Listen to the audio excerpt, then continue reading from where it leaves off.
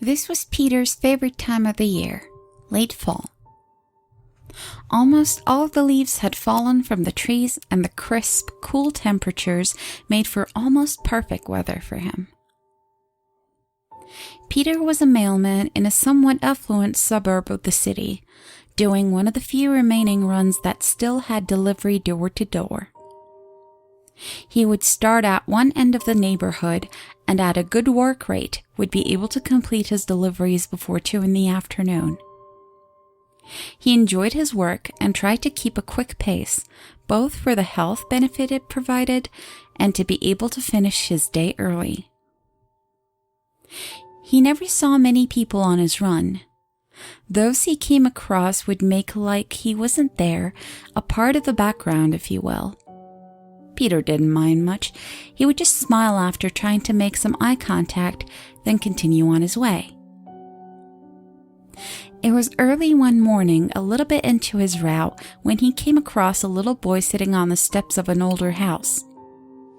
He may have delivered here 100 times already, if not more. Rarely did he see anyone around that place, but from his vague memory he recalls he may have come across this boy once or twice.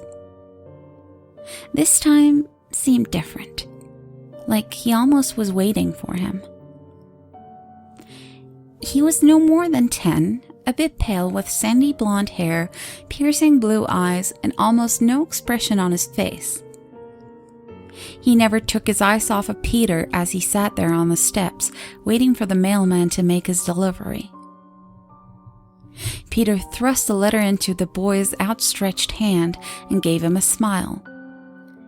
He continued on his way, oblivious to the boy's eyes as they followed him down the street. Next day was similar, only the boy was at a house further up the street, earlier on this run. Peter went through motions, putting the envelopes in the boy's hand, and walked towards the next house. Although he knew that the boy probably didn't live at the house he found him at, he almost felt compelled to hand him the mail. Every day their little game continued, and every day the boy was waiting at a house further and further up the street.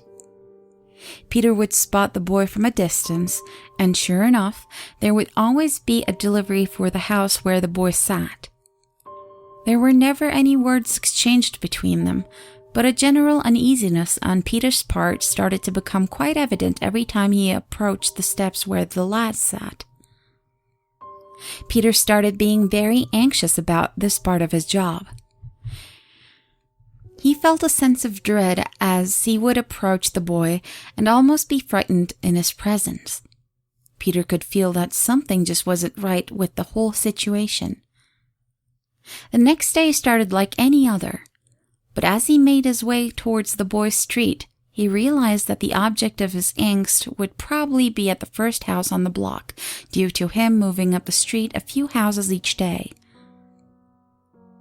He turned the corner and was greeted with a makeshift memorial right on the curb.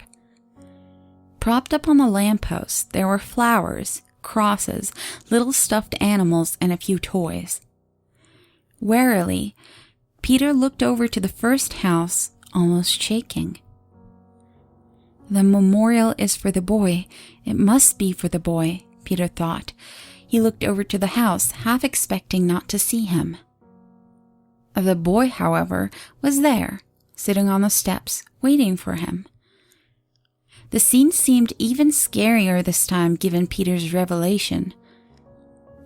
The boy was looking down at his own feet this time, a few tears visible on his pale cheeks. The mailman reluctantly approached him with his usual letters and put them in his hand. "Do you know what happened here?" Peter asked the boy. The little boy looked up a bit and nodded, more tears streaming down his cheeks. He pointed to the memorial at the foot of the lamppost and then upwards to a paper taped about eye level that Peter didn't notice.